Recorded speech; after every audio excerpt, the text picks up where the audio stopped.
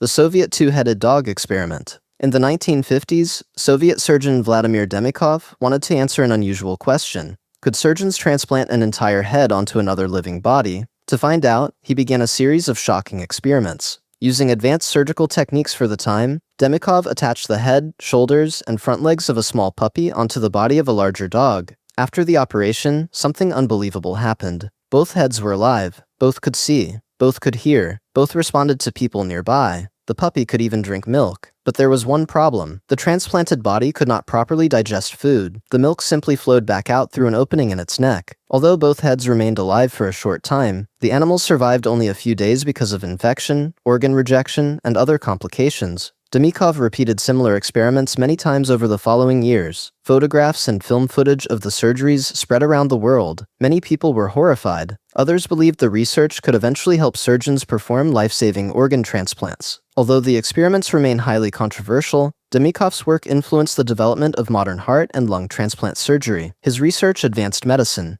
but it came at an enormous ethical cost. Project 4.1. On March 1, 1954, the United States detonated the most powerful nuclear weapon it had ever tested. The hydrogen bomb was called Castle Bravo. Scientists expected a yield of around 6 megatons. Instead, the explosion reached approximately 15 megatons, more than twice as powerful. The blast was so large that radioactive fallout spread far beyond the planned danger zone. Hundreds of people living on nearby Marshall Islands were exposed without warning. Many believed the white dust falling from the sky was snow. Children played in it. Some rubbed it on their skin. Others even tasted it. But it wasn't snow. It was radioactive fallout. Tiny radioactive particles covered the ground, contaminated food and water, and entered people's bodies through their skin, lungs, and the food they ate. Within hours, people began feeling sick. Their skin burned. Many developed nausea and vomiting. Hair started falling out. Painful radiation burns appeared across their bodies. Doctors evacuated the islanders, but something else was happening behind the scenes. Less than a week after the explosion,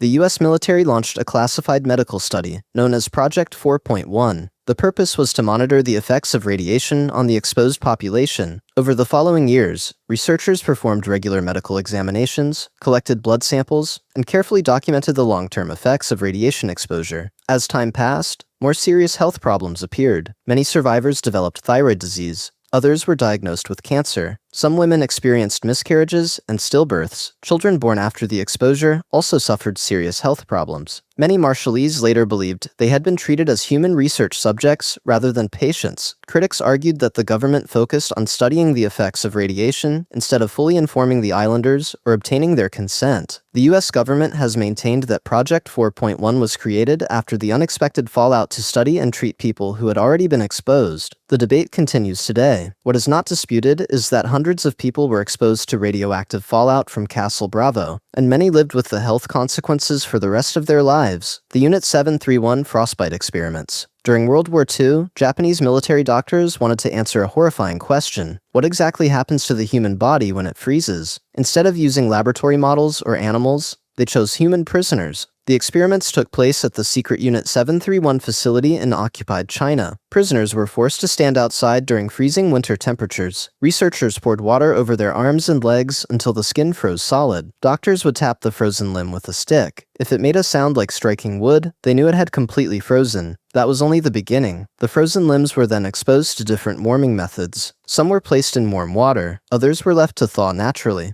Researchers carefully recorded how long the tissue survived and how much damage occurred. Many victims lost fingers, hands, arms, or legs. Others died from the injuries or from additional experiments performed afterward. The goal was not treatment, it was data. When the war ended, many records were destroyed. Even today, historians cannot determine the exact number of victims. The experiments remain one of the darkest examples of medical research ever carried out. The Tuskegee Syphilis study. In 1932, the U.S. Public Health Service began a medical study in Tuskegee, Alabama. Researchers recruited 600 African-American men. 399 already had syphilis. The remaining 201 did not. The men believed they were receiving free medical care. They weren't. The real purpose of the study was to observe what happened if syphilis was left untreated. Syphilis is a bacterial infection that usually spreads through sexual contact. Without treatment, it can slowly damage the brain, heart, nerves, and other organs. Over time, it can cause blindness, paralysis, dementia, and even death. For years, the researchers simply watched the disease progress. Then, in the 1940s, everything changed. Penicillin became the standard treatment for syphilis. Doctors now had a medicine that could cure the disease, but the men in the study were never told. Researchers prevented many of them from receiving treatment. The experiment continued for decades.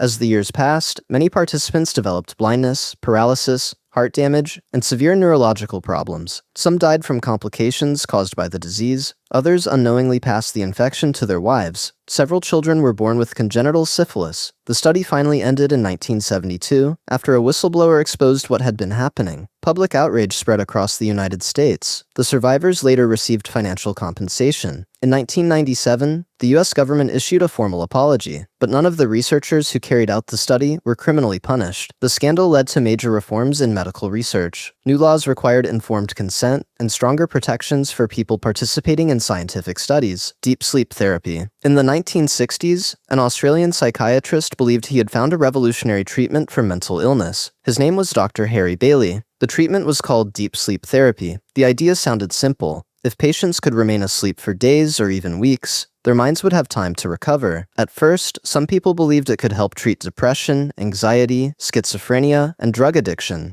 Patients arrived at Chelmsford Private Hospital, hoping to get better. Instead, many never woke up. Doctors injected patients with powerful sedatives several times a day. Some remained unconscious for more than 2 weeks. Others were kept asleep for nearly a month. During that time, they could not eat, drink, or care for themselves. Nurses had to feed them through tubes and constantly monitor their breathing. But the treatment didn't stop there. Many patients also received electroconvulsive therapy while they were still heavily sedated. The combination placed enormous stress on the body. As the years passed, more and more patients developed serious complications. Some suffered brain damage, others developed pneumonia after lying unconscious for long periods. Several stopped breathing altogether. By the late 1970s, dozens of patients had died after receiving deep sleep therapy. Families began asking questions. Former staff members came forward. Investigations uncovered years of poor medical practices and a lack of proper supervision. Public outrage spread across Australia. The treatment was eventually abandoned. Royal commissions later concluded that deep sleep therapy had no reliable scientific evidence to support its use and should never have been performed in the way it was. A treatment that promised to heal the mind instead left dozens of families mourning those who never woke up. The Monster Study. In 1939, researchers at the University of Iowa wanted to answer a simple question. Could someone be taught to stutter? To find out, they designed an experiment involving 22 orphaned children. Half of the children received constant encouragement. Researchers praised their speech and told them they were doing well. Even when they made small mistakes, they were reassured that their speech was normal and improving. The other half experienced something very different. Every mistake was criticized. Even when they spoke normally or did something well, they were often told they had serious speech problems and needed to be more careful. Some children who had never stuttered before were repeatedly warned that they were beginning to stutter. At first, nothing seemed unusual. The children continued attending school and living at the orphanage, but over time, many began speaking less and less. Some became afraid to talk. Others hesitated before every sentence. Several children who had never shown signs of a speech disorder suddenly struggled to communicate. The experiment ended after only a few months. But the damage didn't. Some participants carried anxiety about speaking for years afterward. The study eventually became known as the Monster Study,